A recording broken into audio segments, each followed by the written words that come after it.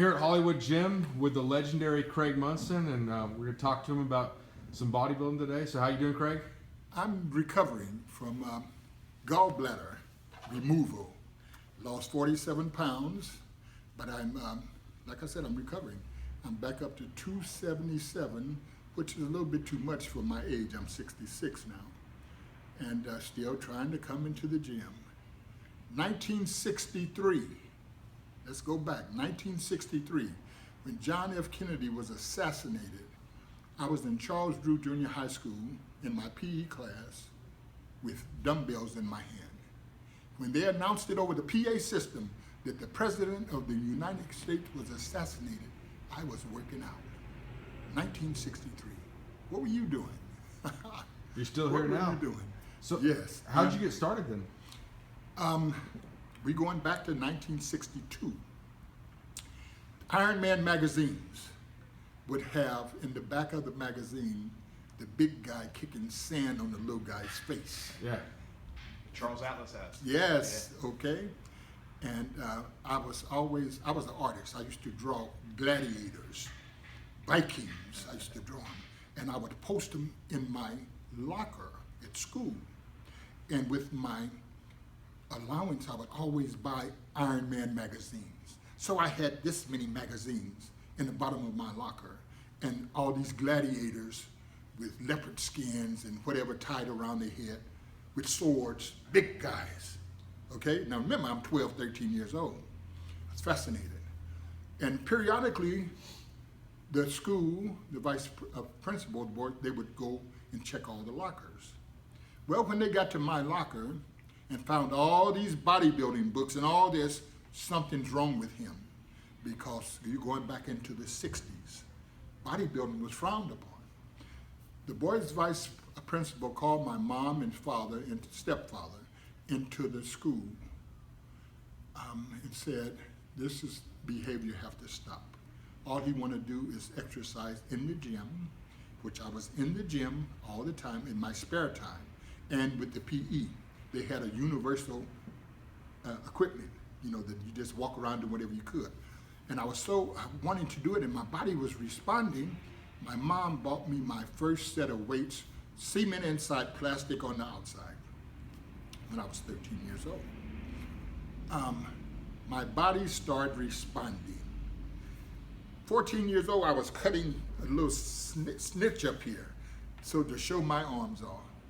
At 16 years old, I'd walked 4 houses from my mom's house was the corner market, Hooper Market, still standing right now. My mom still owned the house. She's gone now, but the brothers own it. I'd walk to the market with no shirt on and cause accidents. They would run into each other, so busy looking at me, okay?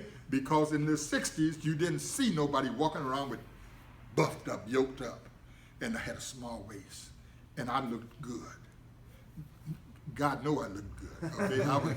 I was 13 years old with 17-inch arms, 14 years, like that. I was that kind of guy, you know, well, not 13, but 15, 16, but 17, 18.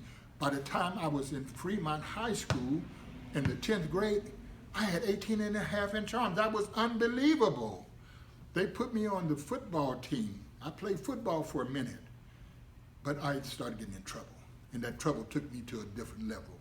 But in my backyard, I built benches, milk crates, okay? Me and my buddy, we built incline benches, 4x4s or whatever. Now today in that same backyard, my mom's backyard, the equipment from the late 60s is still there. Because we had a welder, he welded in the shipyard, and we called him Queen Bee. He was the quarterback for the neighborhood football team. 6'3", stuttered when he spoke. Big Omega man, big guy, but no physique. He wasn't tied in well. Just a big old monster. And I'd say, Big Walt, his name was Walt. Big Walt, can you make this for me? Can you make that for me? So he would make these outrageous benches out of steel with compartments that you could stack all your weights up under it and lock it down with padlocks. Okay, he made 2 of those benches for me, And at the end of one bench, he put the preacher curl, pad that, you know, and I could do my preacher curls and all day long. And on the other one, you could prop it up for the incline, you know. Those benches are still there today. They rust rotted at the bottom because they were from washing down back there. But the weights, 3,000 pounds, are still up under the pig iron, you know, the quarters. Yeah. Rusty as all outdoors. In Venice Beach, back in the day, if you see some of the old videos, you see me working with a old apron on. I had that apron, got that from the trash, the guy who used to come pick up the trash. Yeah. I said, man, I want one of those aprons. You snapped it around your legs. I wanted to look like I was an old, what do they call them, blacksmith in the cowboy days. Yeah. You know what I mean? Yeah. And I had old raggedy gloves, and I would put this apron on with no shirt, oil my body down and work out in the sun at Venice. And I was weighing 300 pounds. When did you first get to Venice? When did you first come to Venice? Oh, now that's another story. And California and LA shouldn't be proud of it. I was 16 years old, Donnie Boy. That was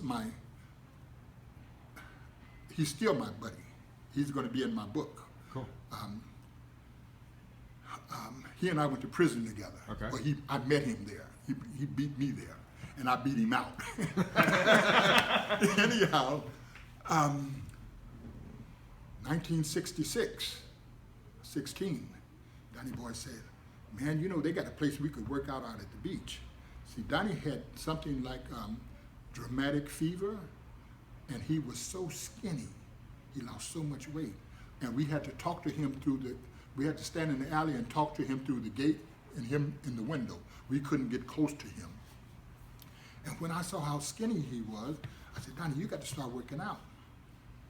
So I took in a wagon his first set of weights over to his house. We were kids, 14, 13. And we turned his garage into our gym. The garage had old cowboy doors, old barn doors that you open up like so. And we put the padlock in it that way. We put the speed bag in the corner and the heavy bag. And when you come down the alley in the evening, that garage would be rocking almost off the foundation from punching that bag so much, okay? And everything, all our benches were made out of wood. We put stuff together and made our benches, and we had racks of dumbbells. And this is where we would fog it up in there. The windows would fog up, steam up, okay? We would work out till we were soaking wet. Yeah. Then we'd go sit out up under the awning in his front porch. On Twitter, you'll see him and I standing together in front of that house. That's Donnie. Anyhow, we'd go out there and drink Morgan Davis table wine. The dark red wine, the grapes. Concord, Morgan Davis Concord grapes. It's a Jewish table wine. His mother kept it, and we would sneak the bottle out and kill it. That was after we worked out, okay? You're probably gonna buzz faster. Yes, because your blood vessels are just drawing. Anyhow, so we would drink wine and go through the newest Iron Man magazine. Could hardly wait till tomorrow to train, to do something, you know? We got all of our routines out of these magazines. And they were from Larry Scott, guy with the big arms, Boyle, what was his name? Boyle Cole. Boyle, yes, Boyle Cole, had the great bad arm. And you see my pose, a couple of my old poses from Boyle Cole. These guys, Leroy Kobler. Yeah.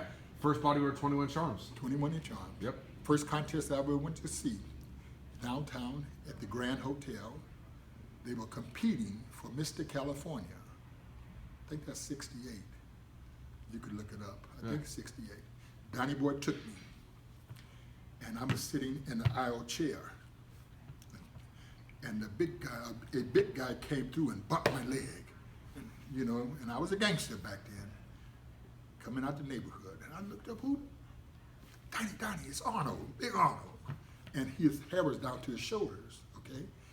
And who was beside him? The Brown Bomber. Wow. Who was the Brown Bomber? The Brown Bomber is Dave Draper. Dave Draper. Dave The Draper. blonde bomber. Was it brown or blonde? Blonde bomber. The blonde bomber. That's how I thought you were Yeah. talking Joe Louis for a second. the blonde bomber. Yeah. I got to get Right. confused. I'm getting a little old. Anyhow, they were side by side. I said, look who it is. Because Dave Draper would have the gladiators on television on Sunday. He would show Hercules movies. Yeah. He was the MC, the commentator. And so that's why he was a household name for the youngsters. Big old guy, white kid, swole up. Yeah. And we were sitting here looking. We didn't know they were going to be in the show. They were guest posing. Okay? So, this is my first contest. Leroy Kobler win best chest, best back, best arm, best legs. He had so many trophies, and he did it when he, at the end, to pick them up like this, right? Yeah. But guess who won the contest? Frank Zane. And this was my first show, and I said, uh-oh, something's wrong. Right? Yeah. This is the pencil, right? But Frank Zane was beautiful. Can't take nothing from him. He was beautiful.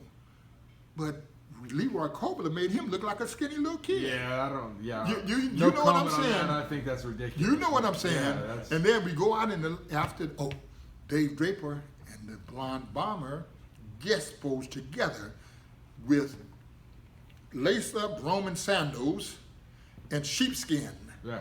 Okay, and now you'll see a picture of me I took with a black sheepskin on me and sandals with some kind of medallion. My manager, so-called manager, we did that out at Pepperdine. It's on the Craig Monson Flickr also. Okay. Or the Flickr? It's on the Flickr account, Okay, cool. yeah. We'll have links to all this stuff he's talking about in the video too, so if you guys Very good, want to very check out and help support Craig. And I'm having another 25 or 50 put on. The guy who does it, he's here in the gym somewhere now. Okay. I gave him another envelope Cool. Friday. Okay, we have to still put the descriptions on about 50 pictures because we did a bunch of descriptions, but there's not on the other end. Sure. But anyhow, Dave Draper and Arnold posed together. They both had long hair to the shoulders and with these gladiator outfits on. Remember I told you I used to draw gladiators. So here I am at my first contest being mesmerized. You know what? I want to compete one day. Before this, I didn't want to compete. I just wanted to be the big boy. My buddy who took me, he never wanted to compete. Never did in his life. Yeah. But I went on and competed. Okay, right now, and I called him Tuesday. We talk Tuesday. And we talk all the time. And we're both the same age. His birthday is New Year's Day, and mine is December 4th. And he's 66, I'm 66. We both lost our mother. He lost his father at 55. I never met my father. Okay, I've always had stepfathers. Anyhow, when I see the blonde bomber, and Big Arnold, okay, the two biggest white boys I'd ever seen in my life. Yeah. Okay, and this was up close and personal. Okay, and then we go out into the lobby, and Frank Zane won the show, Yeah. and he's selling his photos, and Leroy set up, and he's selling his photos. Now Frank Zane done got dressed. He done put on his whatever, and Leroy's standing out here with a tank top on, and I'm like, I'm not going over to that line. I'm going right here To Leroy's line. to Leroy's line. Yeah. Not only because he was black, but he was big, and I wanted to be big. Remember, Frank Zane was a school teacher, and when he died down and put his clothes on, he just was average. I don't care how much clothes you put on Leroy, he gonna look big. Yeah, absolutely. You know what I mean? He's never gonna look like a little guy. No. And so I was like, and I talked with him, and he was very respectable and humble. And I was glad that he talked to me, you know. I came out of there feeling fulfilled and hungry, you know. So I started killing it in the gym. And you know, at that age, you don't get injuries. I never got an injury till later on, and I got an injury when I went to jail. I went to prison. I got an injury in You were Tracy. lifting weights in there? And yeah, yes. But now, you got that. That's a whole different story. I walked into the prison with 21.5-inch arm. So I walked into Tracy, the biggest man in the prison, coming off the streets. And people had put me on steroids. I had never seen a steroid till I was 30 years old. So you got him in the prison or outside? What? The steroids. Oh, when I came home. Okay. After I competed 2 shows, and I did my novelist show, and I went in with, I had 22 and a quarter inch arm, but when I died down on my tuna, strawberries, and all, you know, the old school thing, and we were drinking, back then they had pre-digestive protein. Yeah. They took it off the market, right? Because they say it was eating the lining out the stomach. But you could used to buy it at Rouse with the strawberries on it, right? And I drank that stuff like it was water. Well, oh my God, you'd get so cut up, you know, and be solid as a rock. And What kind of workouts were you doing in Tracy? oh, okay. I think we should say something also about the steroids. You and I've already talked. I wasn't gonna bring this up, but it's a different era back then. Like people weren't nearly abusing to the same extent. Well, we didn't know nothing about no steroids. But I'm saying, like the people that did it, they weren't taking like the massive amounts. That They're crazy now. Yeah. And you see them at the beach, all the wannabes, walking around, 19, 20, all puffed up, look like Pillsbury Doughboys. Yeah. No vascularity going, just all swole up. And you could tell the one over here, he's all cut up and hard, veins running. He's still natural, okay? He's still doing it, you know, the way that he's still building his foundation. And we had a pact, me and my boy, Donnie Boy. Yeah. And I'm always doing this because he's always beside me. Like right now, he's still right here. That man, he watched my back for a lot of years. Sounds like it. Yeah. Whenever they tried to get me, he was there. Okay, he pushed me out the way for bullets. One guy attacked me with 2 hatchets. Donnie Boy was there to push me out the way of the hatchets. You know what I mean? Yeah. A lot of times. And then we ended up being in San Quentin together. And when we were in San Quentin, it was 5,000 men there. And out of the 5,000, we were feared. Was there a lot of weights in there at that time? Yes. Because you know they took them out since '92. Yeah, they took, no, but we had weights. And I was a monster. But I worked with a guy named Big Bates. Big Bates was like 6'5", and he was a 500-pound man. I wasn't 500. I'd do 4 something, you know. You're talking about bench press. Bench press, yeah. I never hit 500 till on the streets, and I didn't know I was on steroids. The guy was giving me I'm jumping around. We got this protein drink for you. Yeah. Yeah. Okay. When I was doing the protein drink, I was still at Zach's gym, working out in the backyard. And where's this? 82nd in between Wadsworth. And this is somebody's house or like an actual gym? He like used to have a gym called Okay. California Gym on Got it. 68th and Broadway, but then he added on, he built a room in the back of his home with a girls' locker room and bathroom and a boys' locker room and one big room just like this, real big, and up here the showers and dressing room. Yeah. Okay, he moved all this in the backyard. He formed cataracts on his eye, so he was going blind.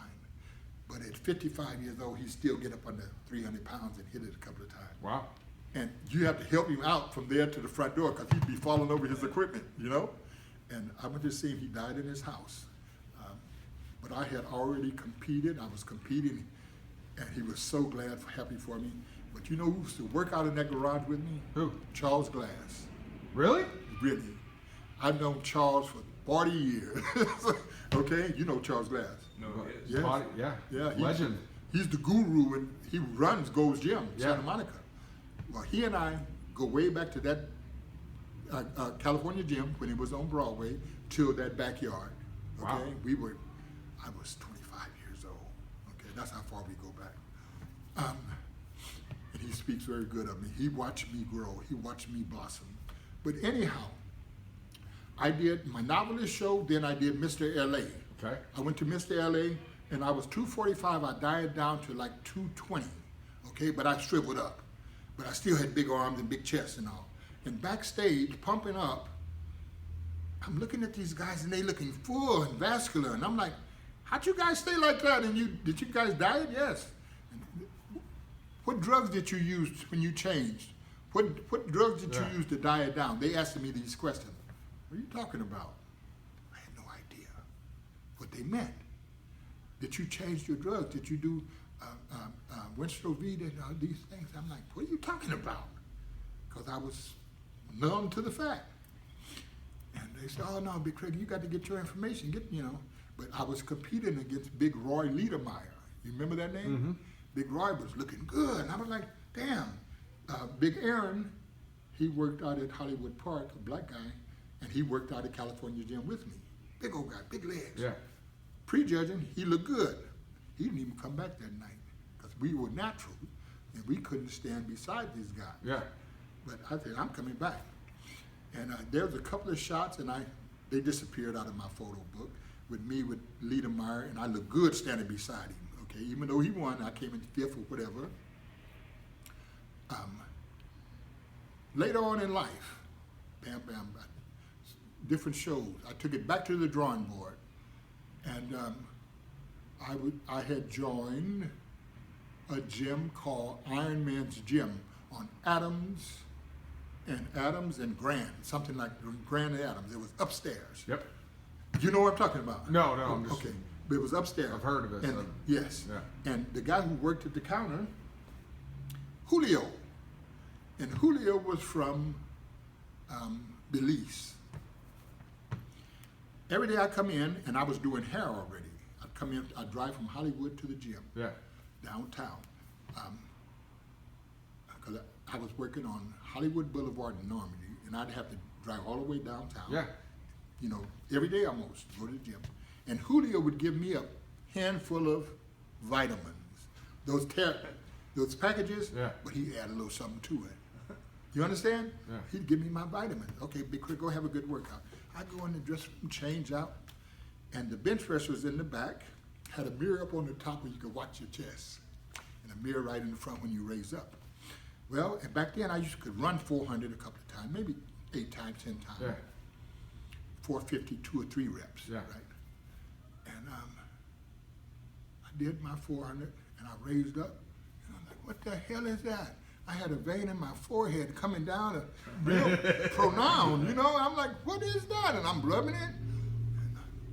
And somebody else do their turn. Oh, Big Willie. Willie, that's why I met Will. He was my Yeah. workout partner. That's the guy who's holding me down when I'm doing them 3/4 back arm, 3 plates. Anyhow, I did about 2 sets of that 400. I said, give me another quarter. Let me try 450, quarter on each side. Yeah. But since I was doing this so easy, they put a plate on, made it 500. Okay? They put a plate on, tricked me. I didn't know.